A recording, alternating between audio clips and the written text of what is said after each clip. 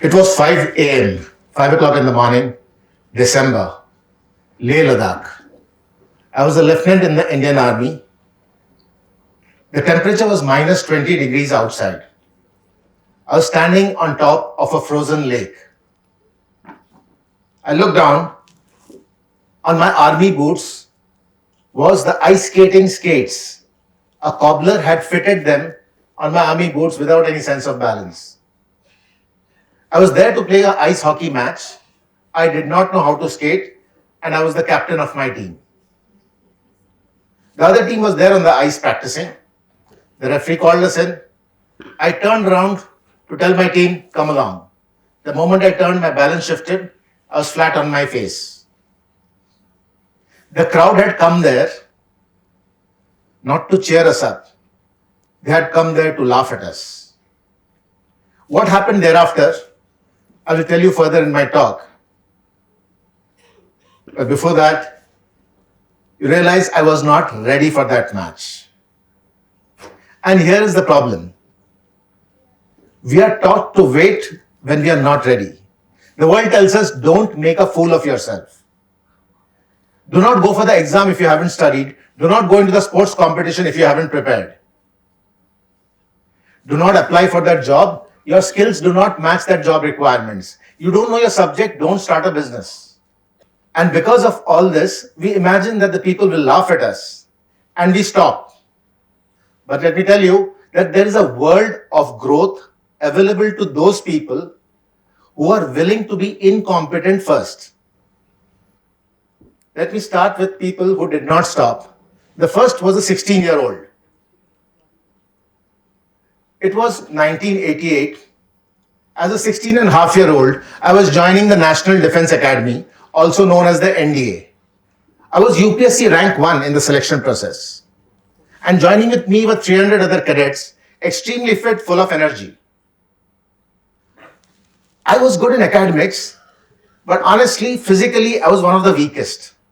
I was so weak that 1 year into military training, we had a forced march at the end of the year for 25 kilometers, putting on weights, carrying a weapon. All of us were divided into 12 squadrons, and it was a race. I was so weak in my squadron. My batchmates, they were pushing me, they were encouraging me, they were yelling at me. But I couldn't go on. They took my weight, they took my weapon, and I still gave up. At the second checkpoint, I dropped out and I went into the medical van. And as I rested in the medical van, my team, they went around the entire route and I saw them cross the finish line completely exhausted. Because of me, my team came last, 12th. When they came in, they didn't say anything to me. And that silence hurt much more than when they were abusing me. I had let them down. The voice in my head started. I had let down my team. That night, I told myself, I will never ever let down my team. Not for my physical weakness, not for any reason. The next morning, any activity during training, whether it's map reading, whether it's going outside, any activity during training, I would volunteer to pick up the heaviest weight to make up for the shame of that day. And I would carry it for as long as possible. By the end of second year, in the forced march, I was able to complete that march and I had carried the heaviest load for some of the distance. By the end of my fourth year of training and my final year of training, I was in the top 1/3 physically, not at the very top, but definitely not in the medical van. I was still carrying that guilt. That voice in my head told me, you're incompetent, you're useless, you're an imposter. You don't deserve to be here. To make up, I went into sports. I started a new sport, sailing. I was incompetent. I would keep falling into the water, trying to get back into the boat, keep falling in. I continued for years. Finally, when I was 29 years old, I was good enough to represent India. In the year 2000, I was in the Asia Pacific Sailing Championship. I stood 17th out of 25 participants. And finally, 12 years since the time I let down my batchmates, that voice in my head which said, I'm not good enough, I'm an imposter, that voice went silent. 12 years of incompetence, what I learned for myself is that while I was being incompetent and I was willing to be incompetent long enough, till I would reach a place where I would be competent. Now that is one level of incompetence. Now let's take it, what are the incompetences at a different level altogether?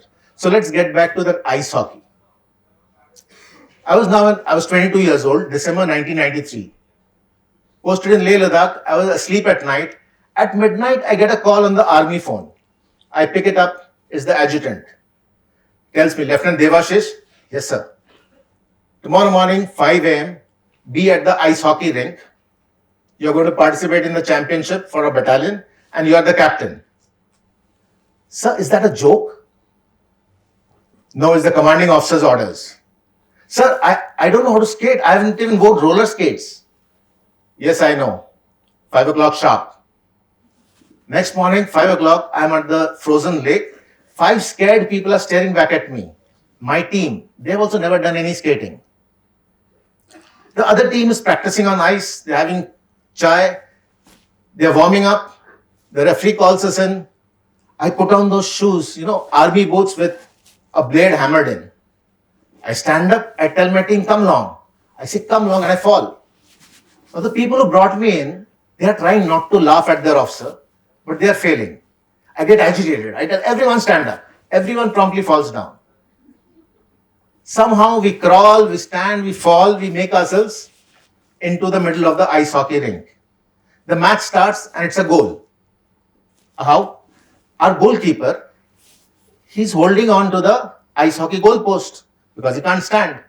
The referee points at him and says, no, that's illegal, you can't touch the goal post. He lets go of the goal post, he falls down, they score a goal.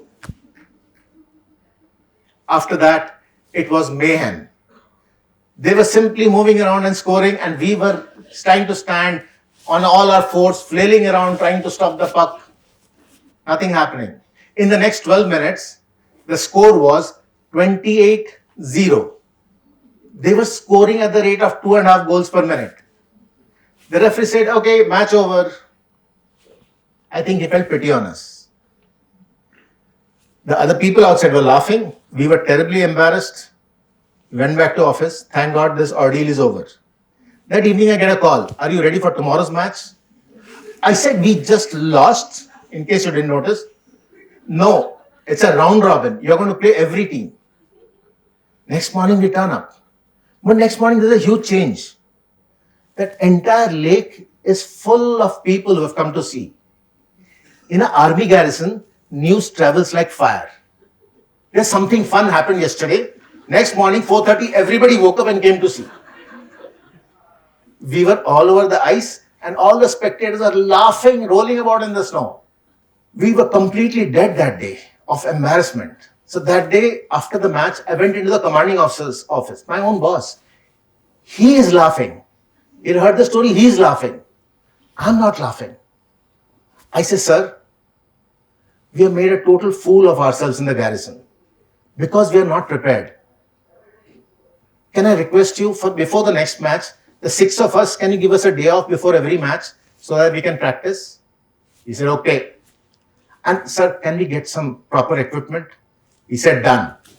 So before the next match, 6 of us are standing on that frozen lake in the daytime. No coach, nothing. Tomorrow is the match. So what can we do in one day is the problem. So we decided in one day, maximum we can do is to learn how to stand. So we all stand, we fall down. Stand up again. Throughout the day, we just kept learning to stand on those 2 razor thin blades. And the goalkeeper. So the goalkeeper, we gave him shots. Try stopping a goal. 300 shots, 400 shots, the goalkeeper got a practice on the goal. Next morning, we turn up for the match. Again, full of spectators who have come there only to laugh. But when the match starts, 5 of us, we go to the goal post and we stand in front of the goal post. Shoulder to shoulder. We make a wall with our ice hockey sticks in front of us. The 6th person goes forward to the center line, starts the match and joins the wall. The opponents, they make their first shot. That puck hits the body, falls down, we flick it away. They circle like wolves and they keep making shots. The first quarter is over, the score is 0-0. Second quarter, no goals. Third quarter, nil. Fourth quarter, the score stands at 0-0. The match moves into penalty shootout. They hit their first shot, clear goal. We hit our first shot, we score. One each. Second shot, both teams score. Third shot, again both teams score. Fourth shot, score is 4-4. Fifth shot, they hit it. Our goalkeeper, who had practiced 400 shots the previous day, stops it. Our turn.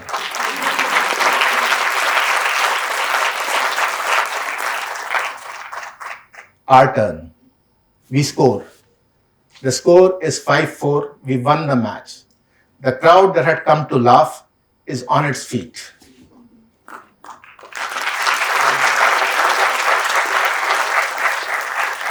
We played the next few matches. Finally, in the army garrison, when the points were totaled, we were ranked 4th and we make it to the semi-finals. In the semi-finals, we come up against the best team, the people who would win the championship and who would be the Indian national team, because the army was the only people playing there. So they would hit the puck so hard that while we were standing there, the puck would come, hit our body, go through the elbow and into the goal. It would go through our knees, pushing its way through. It would come that fast. We lost the match 17-0 in the semi-finals. When we went to our rooms and we took off our clothes, the entire hands and legs were cut. They were red. We didn't realize that while playing. But that day or that year, there were 4 people in India who could claim that we were the captain of an ice hockey team semi-finalists. And out of those 4 people, 3 people knew to play ice hockey, and the 4th one had never stood on skates until that December. This was another level of incompetence that I started off with. But last time I realized I can be incompetent long enough and still make my way through. This time I realized I can be laughed at publicly by people and still I can choose to continue. But this is still sports, right? What happens if something more fundamental happens? Somebody takes away your identity and your income. Then what happens? So, December 2004, I had taken a voluntary retirement from the army. It was my last working day. I put on my uniform. The car would take me to the airport where I would take off my uniform and I would become a civilian. As the car set off towards the airport, I got a panic attack. I could barely breathe. And all I was thinking about was that once I take off my uniform, who am I? What do I know? I know nothing. If I could have withdrawn my resignation at that point of time, I would have done that. I stayed back. But that is not to be. 17 long years in the army, at the end of it, moment I'm not a major, then who am I? Do I have it? Nobody knows me outside. Do I have any skills that could get me anywhere? Will somebody recommend my name? Nobody. I was in a full-blown panic attack. I had planned I would sit for the CAT exam for the IIM, but before that, I have no income, no pension, because I left early. So I decided, no, I have to get some job. I have to build an identity. I need to go and get a job. So I decided to go for walk-in interviews. So the first walk-in interview in Bombay I went was for a radio jockey. I was rejected. The second one, I went for a call center. There's call center executive and team leaders. So I gave my CV for the team leader role and I'm in this waiting room. I'm 34 with these 18, 20-year-olds. After some time, a 40-year-old man comes out. He looks around, looks at me. He says, come along. Instead of taking me inside, he takes me outside into the corridor. As soon as we reach the corridor, he folds his hands. Sir, I'm the operations manager here. The team leader position is 2 levels below me. You are a major in the army. Before this job, I was a Havaldar in the army.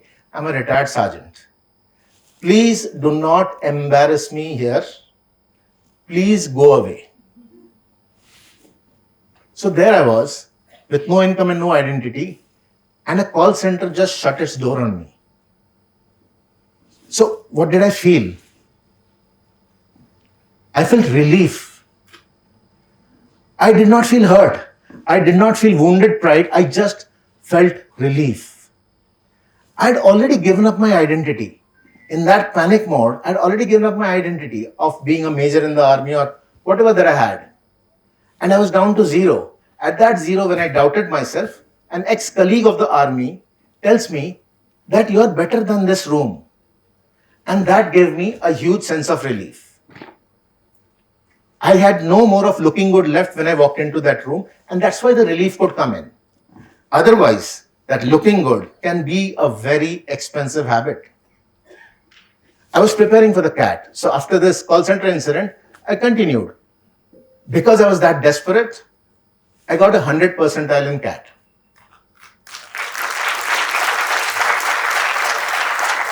And I joined IIM Ahmedabad. And I graduated and became an entrepreneur.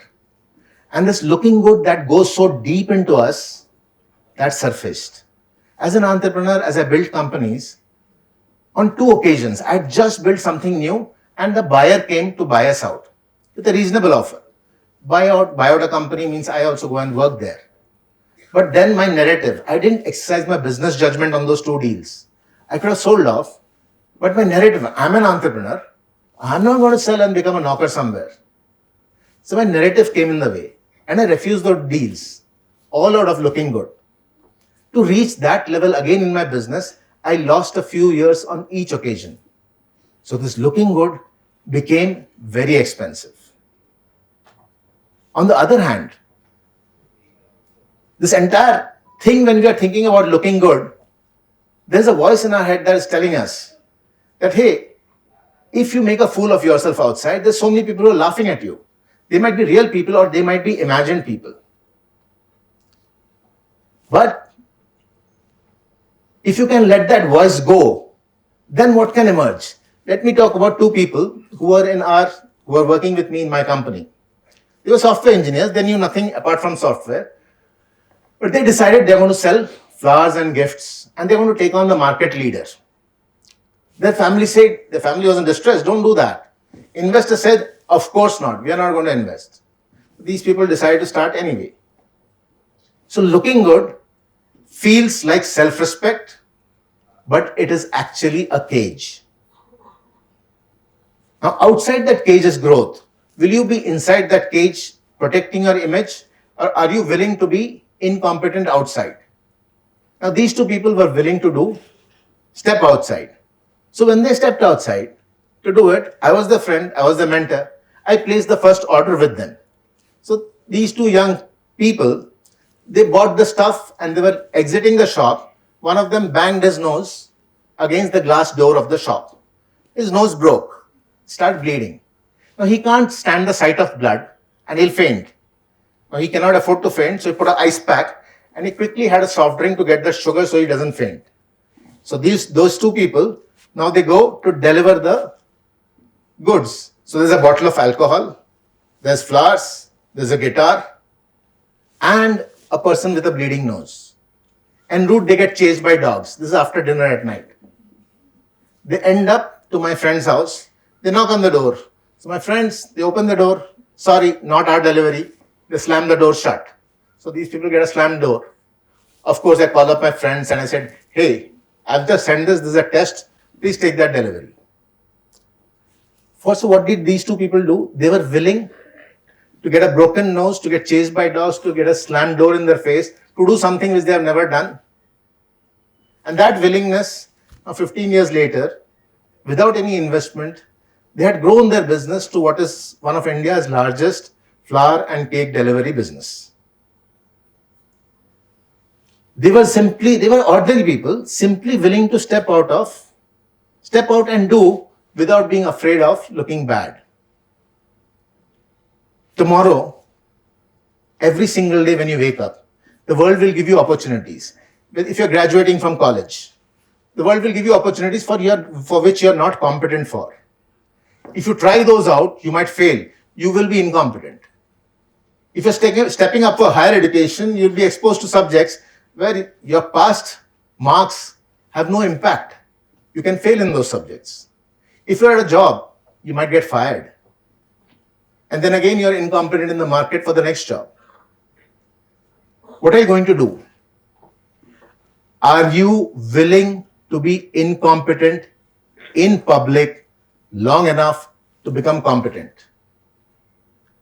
Like that 16-year-old who could not complete a forced march. Like that 22-year-old who fell on the ice and was being laughed at. Or like that panicking person who got the call center doors shut down in his face. Unlike those two software engineers who were chased by dogs. Your willingness to be incompetent and to be laughed at is a superpower. Unlike other superpowers that people are born with, this is a superpower where you get to choose.